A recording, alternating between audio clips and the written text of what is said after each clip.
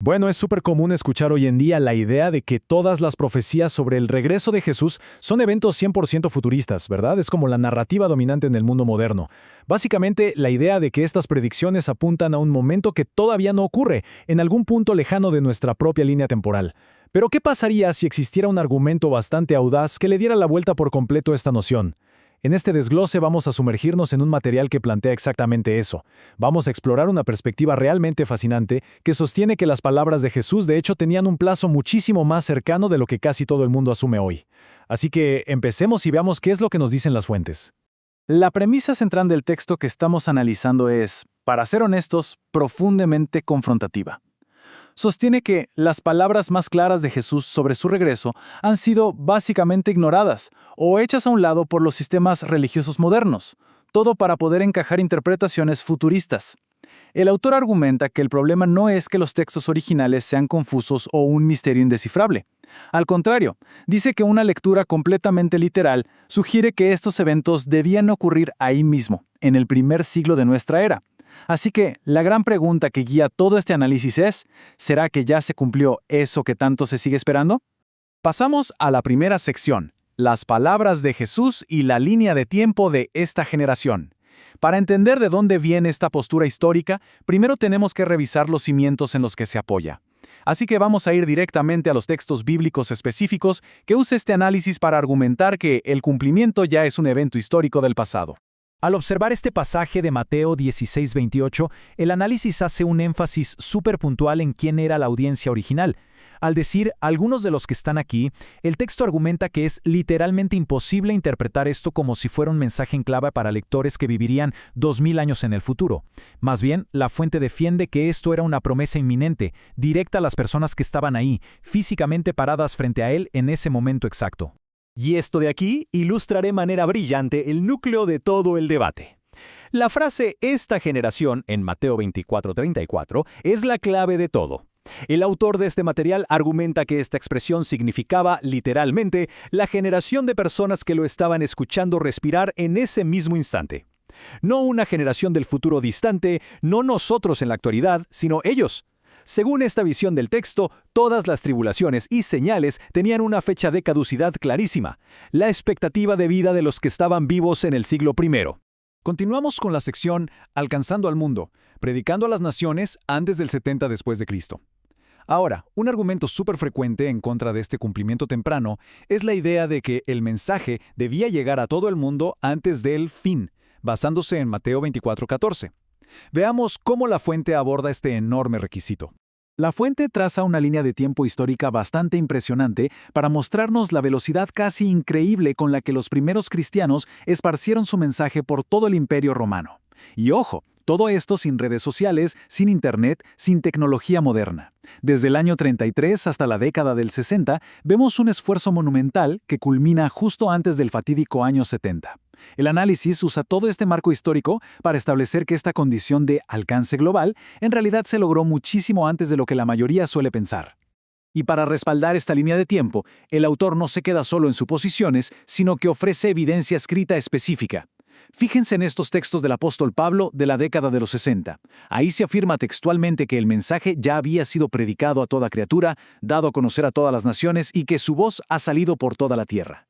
La fuente plantea que la condición de predicarle a todo el mundo ya se consideraba 100% cumplida por los mismos autores en su propia época. Y esto nos lleva a la siguiente sección, la promesa a Juan, decodificando la línea de tiempo de Apocalipsis. Ya vimos los evangelios y las cartas, así que pasemos a ver cómo esta fuente interpreta el marco de tiempo del libro que, casi por defecto, asociamos con el futuro distante y el fin del mundo. Si repasamos el primer y el último capítulo de Apocalipsis, es fascinante notar cuántas veces se repiten palabras de extrema urgencia, palabras como pronto y cerca. La fuente subraya este vocabulario para cuestionar directamente la idea popular actual. El argumento aquí es, ¿cómo es posible que un evento que supuestamente está a miles de años de distancia haya sido descrito honestamente en el texto original como algo inminente o que iba a pasar pronto? Entonces, el punto crucial de todo esto recae en quién era el destinatario del mensaje. El análisis argumenta con muchísima fuerza que estas palabras fueron escritas y dirigidas específicamente a Juan, que era una persona viva en ese momento. Por pura lógica, pronto significaba inminente para ellos, en su propio contexto histórico. La fuente señala que Juan vivió lo suficiente como para ver esos eventos con sus propios ojos, refutando por completo la narrativa de que el mensaje era un código secreto guardado para una audiencia del siglo XXI. Entramos ahora a la sección El cumplimiento histórico, los dramáticos eventos del año 70. Llegamos al verdadero clímax del argumento de nuestra fuente. Este es el momento exacto en la historia en el que, según el texto, todas estas advertencias urgentes chocaron con la realidad. Los registros históricos documentan una sucesión rapidísima de hechos que fueron totalmente catastróficos. En el año 70 después de Cristo, el gigantesco ejército romano sitió y destruyó la ciudad de Jerusalén por completo. El templo fue arrasado hasta los cimientos, cumpliendo literalmente esa famosa frase de que no quedaría piedra sobre piedra. Según el análisis que estamos explorando hoy, este evento no fue una coincidencia, sino que marcó el juicio exacto sobre esa generación del siglo I, poniendo fin, de manera definitiva, al antiguo sistema religioso de la época. Ojo aquí, porque hay una distinción teológica súper importante que la fuente se encarga de aclarar para evitar cualquier malentendido. El texto no está diciendo que el año 70 fue el fin del universo, o el regreso físico y visible para juzgar a toda la humanidad de todos los tiempos. Más bien, describe los eventos del 70 como una venida en juicio. Es un evento histórico que se parece muchísimo a cómo el Antiguo Testamento describía los juicios divinos usando ejércitos invasores para castigar a una nación. Es el cierre de una era específica, no el apocalipsis de Hollywood que vemos en la cultura popular. Y así pasamos a la sección Crítica sistémica. ¿Por qué se ignora, en gran medida, esta perspectiva? Porque claro, si todo esto parece tan evidente en la historia y en los textos, la pregunta salta a la vista. ¿Por qué casi nadie habla de esto? Y aquí es donde el autor da un giro súper interesante y lanza una crítica bastante dura al entorno religioso moderno. El material plantea un contraste conceptual inmenso. Por un lado, critica el sistema moderno argumentando que fomenta una cultura basada en el miedo, siempre buscando señales de que el mundo se va a acabar, lo que genera una actitud ansiosa y completamente pasiva. En contraste, nos presenta la realidad de los cristianos del siglo I, quienes, al ver que las profecías se habían cumplido a nivel histórico, adoptaron una actitud victoriosa. Eran constructores y conquistadores activos en su sociedad.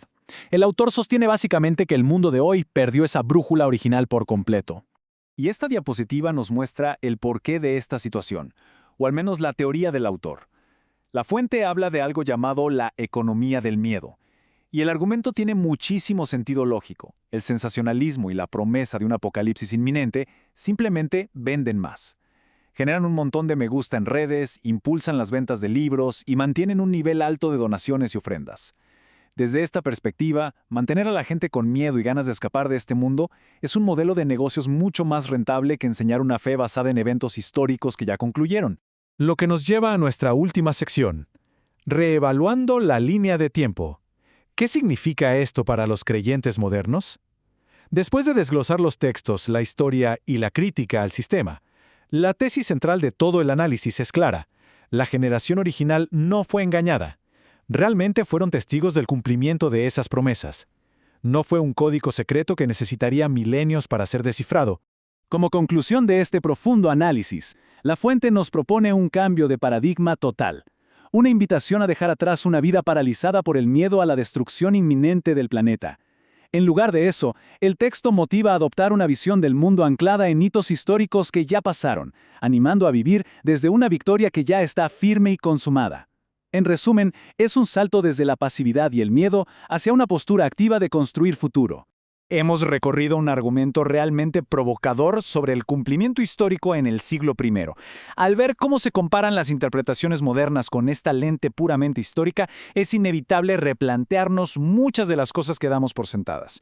Y es un momento excelente para pensar en el impacto real que estas narrativas tienen sobre nosotros. Para cerrar este desglose, vale la pena reflexionar. ¿Qué enseñanza o interpretación sobre este tema es la que más confusión, dudas o incluso ansiedad ha generado a nivel general en la sociedad? Como siempre, hay mucho más por investigar y descubrir, así que la invitación queda abierta a seguir cuestionando y buscando respuestas.